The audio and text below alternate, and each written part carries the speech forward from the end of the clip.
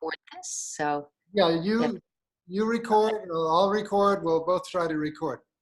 Okay. Okay, go Is ahead. Introduce yourself and take it away. Hi, I'm Judith Heinemann. Now, I didn't plan this with Carrie Sue, but my story is sort of a bookend to hers.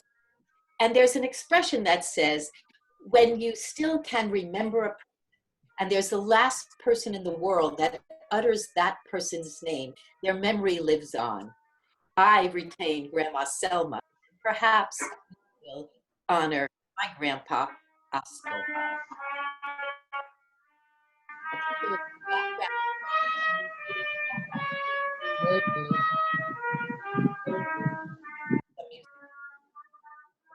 Just a minute, I've muted everybody, and now I'm going to unmute you, Judith. Just a moment.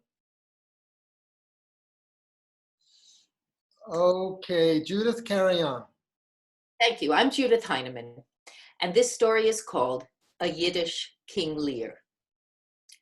When I was 8 years old, I played Snow White, and the prince refused to kiss me. I lay there waiting, my heart palpitating. Psst, Kenny, you're supposed to kiss me. I lay there on a hard, narrow bench taken from the seating area in the social hall. Psst, Kenny, now. Well, I may not have known what the word improvise meant, but I awoke from my poisoned slumber and I chased Kenny Epstein, the cutest 9-year-old in camp, around the wishing well. My Prince Charming was not escaping without a kiss, but he kissed me, but on the cheek. Now, this Snow White took place in a summer bungalow colony in the Catskills, upstate New York. We lived in the first bungalow, a little tiny unwinterized cabin. And my grandfather, Oscar Markowitz, who was about 75 at the time, was taking care of me. My mother worked in the city, and she came up on weekends to visit us. I was so excited about being Snow White that after rehearsal, we came home for lunch. After rehearsal, I ran to the bungalow. I pushed through that screen door and I said to my grandpa, Grandpa, when I grow up, I am going to be an actress. He turned from the stove, a blackened frying pan in one hand, a dish rag in the other, and his herniated belly followed a moment later. And he just looked at me with the strangest look. He didn't say a word. And then he turned back to burning my lunch. That weekend, my mother came to see me as Snow White, perfect page boy, blue ribbon, dirndl skirt.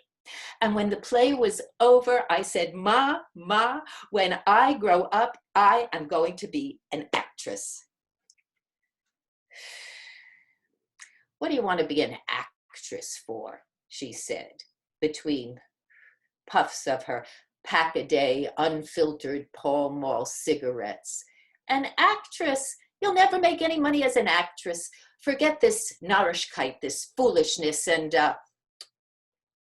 be something practical, like a teacher. During the Depression, Cousin Jenny was a teacher and her family never went hungry. So forget this Narishkeit and be a teacher. Well, something must have penetrated because I did become a teacher. I became a high school English and journalism teacher downtown New York City near Gramercy Park, which was right between the East Village and the West Village, the heyday of the off and off Broadway movement.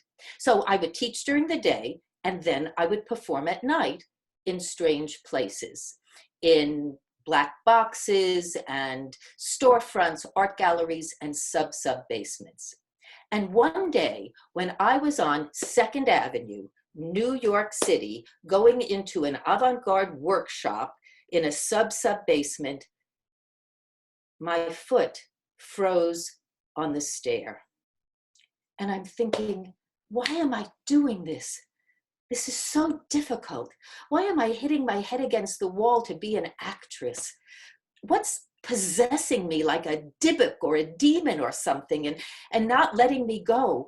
There's no role model. Nobody in my family is an actor. So what is compelling me? And at that moment, I heard his voice come flooding back to me, singing in a language I didn't understand. How could I have forgotten? How could I have forgotten that my grandfather, Oscar Markowitz, he of the burning lunches, was not always Oscar Markowitz. He was Usher Marcu, an actor in the Yiddish theater from Romania. And he wasn't just an ordinary actor. He was a very fine actor. He had to have been a very fine actor because the Rothschild banking family that dominated all of the capitals of Europe in the 19th century sponsored his acting troupe to leave Romania, travel all across Europe until they came to the United States. But it was not an international tour. No. It was to save these Jewish actors from the religious persecution, the poverty, and the bloody pogroms plaguing Romania and Eastern Europe at the end of the 18th and beginning of the 19th century. A pogrom, a government-sanctioned race riot against Jews. And when my grandfather was 12 years old in 1893, there were ordinances. No Jewish boy over the age of 12 could get an education, and overnight, 40% of Jewish males lost their jobs. I know, losing a job when it isn't your fault is devastating, but to be targeted because of your culture and religious beliefs and locked out of your livelihood was what was happening. So my grandfather, sponsored by the Rothschilds, made his way through Europe to Canada. And when he had $5 in his pocket, he came through that golden door and went down, downtown to 2nd Avenue, New York City, where my foot was at that moment. And 70 years before was the heyday of the Yiddish theater. How could I have forgotten? And his voice came flooding back to me, and he told me he was singing King Lear in Yiddish. Now, this was not Shakespeare's King Lear. This was Goldfaden's King Lear. This was a guilty King Lear. This was a struggling King Lear. This was a Jewish King Lear. And when the immigrants brought their families to the theater, it wasn't to be sitting back and entertained. No, the theater was a temple of learning. They would grab their children and say, see that man suffering on stage? That's what you're doing to us, you ungrateful first-generation American children. Why can't you respect the old ways, the traditions? And there on the Lower East Side, he met a landsman. He met a neighbor, a woman named Dora, and he adored her, and they fell in love. And she introduced him to her father.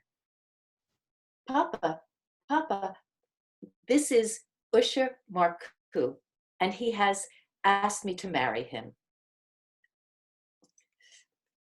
He's an actor. Oh, Papa, he's a very good actor. He's an actor in the Yiddish theater. And curses in Yiddish spewed forth from her father's mouth. An actor? An actor is a ganef, a thief, a dog, the lowest of the low. And he said to my grandfather, no daughter of mine is going to marry an actor. You must forget this narishkeit, this foolishness. And if you want to marry my daughter, you must do something respectable. How could he choose between his love of acting that had saved his life and the love of this woman that would be the promise of the only family he would know in the new world?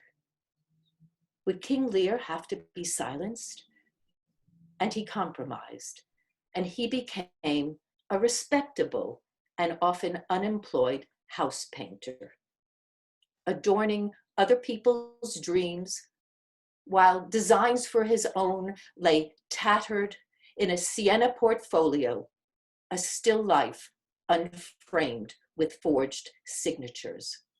And he was bitter and frustrated for the rest of his life, except when he would sing to me and hold court in his third-floor rent-controlled Bronx apartment. And I would sit at his knee, and he would raise his arms to the heavens, firm even in his 90s. His chest would rise as he sat on his throne, a gray brocaded armchair with fringes along the bottom. And he would sing all the frustration and sorrow and pain of King Lear. And he would become a young man of 1900, with the promise of a new century all before him, where anything he could choose to do could come true. And how could I have forgotten that stentorian voice? Even though I may not know what each word means individually, his song still sings inside me with a mummelotion, a mother tongue, and needs no translation. To Oscar. And just in case you think that a Yiddish King Lear did not exist, this is the cover sheet of the 1899 libretto of the Jewish King Lear, published in New York City, downtown 2nd Avenue.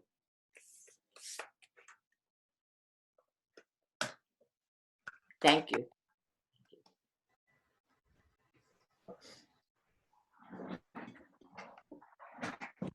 Wonderful.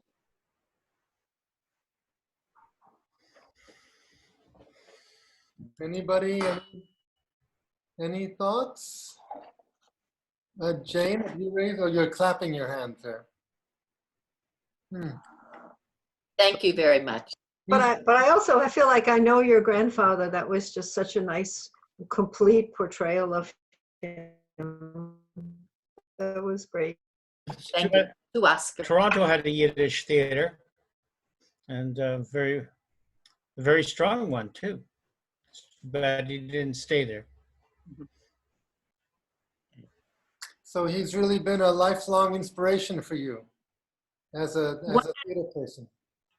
And one that I didn't realize until I was well into my 20s, where I had totally forgotten the stories he told me until I was well into my life in my late 20s and doing theater, thinking there was nobody in my family as a role model. And literally his voice came flooding back to me, and I thought, there it was. And when all time stopped and I was going to an off-Broadway theater on 2nd Avenue and realized that was where the Yiddish theater was, it was a chilling and enlightening experience. So it's all true. Did he never know? He never knew you went into acting? I think he did, actually. He lived to be 94, and he did know. And then I couldn't understand why his reaction was so bizarre when I told him I wanted to be an actor. And then I realized years later about his own disappointment. But he did used to sing to me and regale me with a beautiful stentorian voice and sing the libretto.